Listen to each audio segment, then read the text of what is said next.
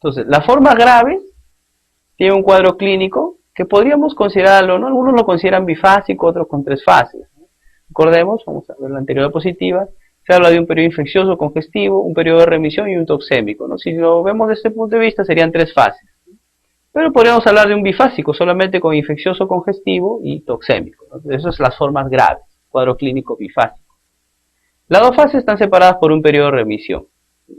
La viremia va a ocurrir en la primera fase, cuando el cuadro clínico es inespecífico.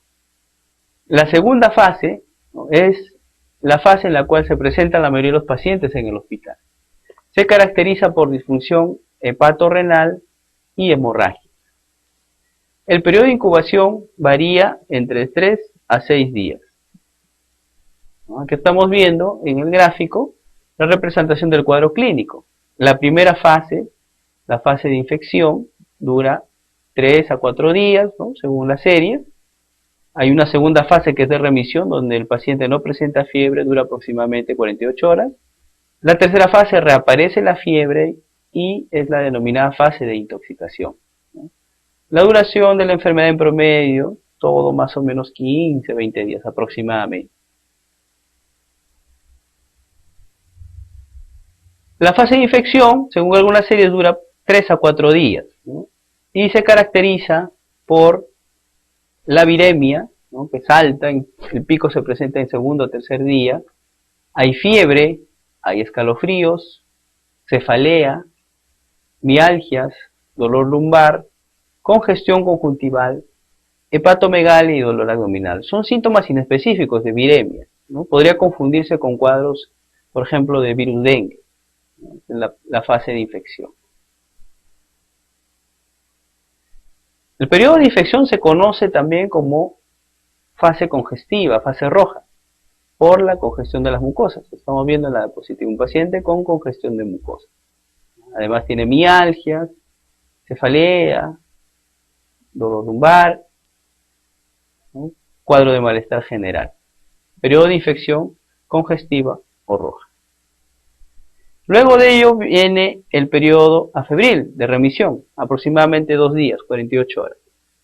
Posteriormente tenemos la fase de intoxicación, en la cual van a aparecer los anticuerpos, la viremia desaparece, la fiebre reaparece y estos pacientes presentan ictericia.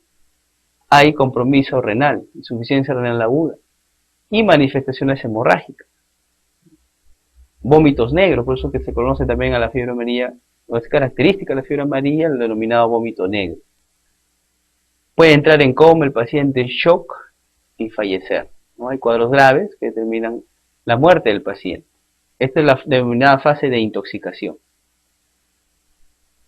El periodo de intoxicación o fase de intoxicación se conoce también como amarilla por la ictericia o icterohemorrágica por la ictericia más el sangrado. Periodo de intoxicación amarilla icterohemorrágica, que estamos viendo un paciente ictérico con sangrado nasal y también con trastorno del sensorio. Otro paciente con trastorno del sensorio, sangrado digestivo, ¿no?, con una sonda nasogástrica, estamos usando sangrado prácticamente es negro, no es rojo. Aquí con sangrado de las encías, gingivorragia, con sangrado nasal y trastorno del sensorio, ¿no?, paciente con sangrado abundante y trastorno del sensorio. Como hemos dicho, la mayoría de las personas infectadas presentan infección subclínica. Las formas leves y moderadas van a tener fiebre alta, malestar, cefalea, mialgias, cansancio, escalofríos, diarrea y vómitos de inicio súbito, pero se recuperan en poco tiempo, ¿no?, en promedio 4 días. Alrededor del 15% de los pacientes van a evolucionar a formas graves, que tienen ictericia, compromiso renal y sangrado, ¿no? Entonces estos pacientes van a tener fiebre alta, ¿no?, que evolucionan a forma grave, tienen fiebre alta, dolor epigástrico, diarrea y vómitos que puede ser hemorrágico, el denominado vómito negro. Puede haber sangrado en otras zonas, equimosis, epistaxis y gingivorragia. La función hepática y la función renal está alterada, eso es lo característico de este cuadro, ¿no? Podemos ver transaminasas incrementadas, incremento de la creatinina, y en los casos graves, la mitad de los pacientes van a fallecer. Eso es lo lo crítico, ¿no?, de esta situación, que la mitad de los pacientes que tienen la forma grave fallece. El resto se recupera totalmente sin secuelas. ¿Qué exámenes de laboratorio nos sirven, ¿no?, en la evaluación de los pacientes con fiebre amarilla? El hemograma completo, la albúmina, la función hepática, pruebas de función hepática, las transaminasas, que en estos casos van a estar muy elevadas, la función renal, que va a estar alterada, el sedimento de orina, las pruebas específicas para dengue, porque hay que hacer el diagnóstico diferencial con el virus dengue, el aislamiento viral y la serología. ELISA para detectar anticuerpos de tipo IgM. En el hemograma, ¿qué vamos a encontrar? En las fases iniciales va a haber discreta leucocitosis con neutrofilia y una desviación intensa a la izquierda con eosinopenia. A partir del tercer o cuarto día tenemos leucopenia con linfocitosis, permanece la desviación izquierda y la eosinopenia. Y lo más característico, las transaminasas bastante incrementadas. Estamos hablando de valores encima de 1000. Es una hepatitis vírica con gran incremento de las transaminasas y la TGO es mayor que la TGP. Después explicaremos por qué ocurre esto. Aumento de bilirrubinas, predominando la bilirrubina directa. Puede alcanzar 20 miligramos por ciento o más. Hay incremento de colesterol y de fosfatasa alcalina. La URI y la creatinina están muy elevados, lo que me está indicando gran compromiso renal. Puede alcanzar 5 a 6 veces los valores normales o hasta más. En el examen de orina yo lo que puedo ver, o lo que se puede ver, es proteinuria, hematuria y cilindruria. Los casos graves van a cursar con disminución del volumen urinario, con oliguria. El perfil de coagulación está alterado en los casos graves. El tiempo de protombina, el tiempo parcial de tromboplastina, el tiempo de coagulación van a estar prolongados. ¿Cuándo sospechamos, ¿no?, fiebre amarilla? ¿En qué paciente? Primero es un paciente que tiene el denominado síndrome icterohemorrágico. Síndrome icterohemorrágico. No ha recibido vacunación para la fiebre amarilla. La presencia de monos en la zona, porque en el ciclo silvestre, en el ciclo natural, el virus es transmitido por el vector de un primate a otro. La presencia de albuminuria también me está indicando que el paciente puede tener fiebre amarilla. El diagnóstico de laboratorio se basa en el aislamiento y la identificación viral. Entonces debemos obtener sangre o suero del paciente infectado, extraídos hasta el cuarto o quinto día de la enfermedad.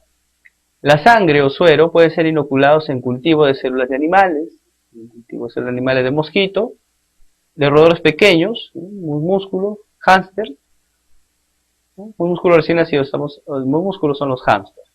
Identificación mediante otras pruebas de neutralización, inhibición de maglutinación, fijación de complemento, y lo que más se usa, ¿no?, acá lo que se usa en nuestro país, que es la prueba de ELISA para detectar inmunoglobulinas. La prueba de calentamiento de orina para ver la presencia de albuminuria, ¿no?, proteinuria. Entonces, en la fase aguda podemos emplear la serología a los 10 días, ¿no?, y la prueba de ELISA de captura, ELISA-MAC. El aislamiento o la identificación se da en los 5 primeros días, en los primeros días de la enfermedad. Aquí no nos van a servir en los primeros días de la enfermedad, los 5 primeros días no nos sirven las pruebas de serología, ¿sí?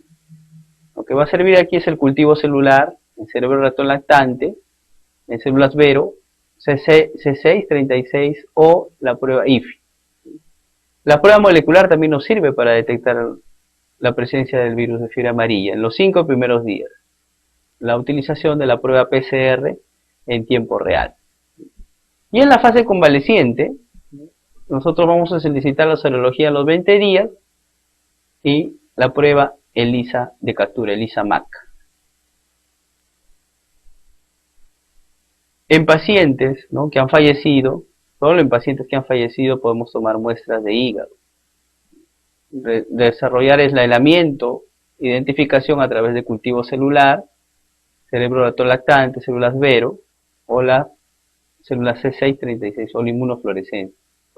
El estudio inmunohistoquímico ¿no? Histopatología, o la prueba PCR en tiempo real, pruebas moleculares de la muestra hepática, ¿no? Siempre esto se hace en pacientes que han fallecido. No lo podemos hacer en pacientes vivos porque aumentaríamos el sangrado cuando intentamos hacer la biopsia hepática, ¿no? Entonces aquí estamos viendo un paciente en el cual se va a hacer el estudio hepático, ¿no? Pero se toma la muestra durante la necrosis, paciente fallecido.